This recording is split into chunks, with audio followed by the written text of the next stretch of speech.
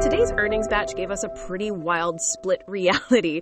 We had a major video game studio using AI to wipe out an external ad contract for exactly $0, and a massive global retailer quietly eating a severe penalty just to get its boxes across the ocean. It is the ultimate contrast. I mean, digital companies are basically pulling margins out of thin air right now, while physical companies are just colliding with geography. Exactly. So for this May 21st window, the key anchors are Take-Two, Workday, Starbulk, and Walmart.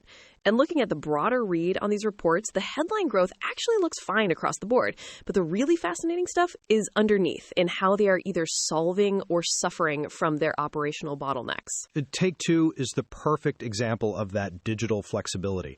Up until now, corporate AI adoption has mostly been about shrinking internal headcount.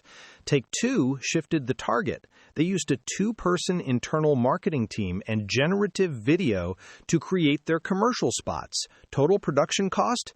$0. Which completely bypasses the traditional high-end creative agencies. They simply erased a very lucrative third-party service provider from the equation. Absolutely. And Workday is declaring the exact same kind of war on software integrators.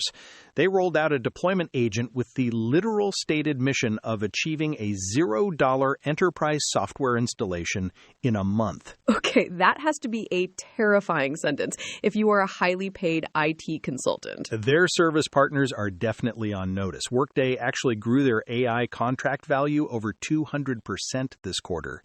But management officially froze corporate headcount for the entire year.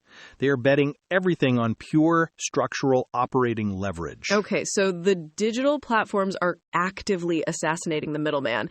But then we pivot to the physical economy, and you kind of cannot automate a cargo ship. No, you definitely cannot. The exact same geopolitical chaos in the Red Sea right now created a total inverse mirror for Walmart and Starbulk. It is such a stark comparison because slower ocean routes choked vessel availability worldwide. So Starbulk actually sailed fewer days this quarter, but that artificial scarcity made their daily spot rates skyrocket above $18,000. They just printed cash from the friction. The margin transfer there is staggering, mainly because Walmart sits right on the other end of that exact same delay.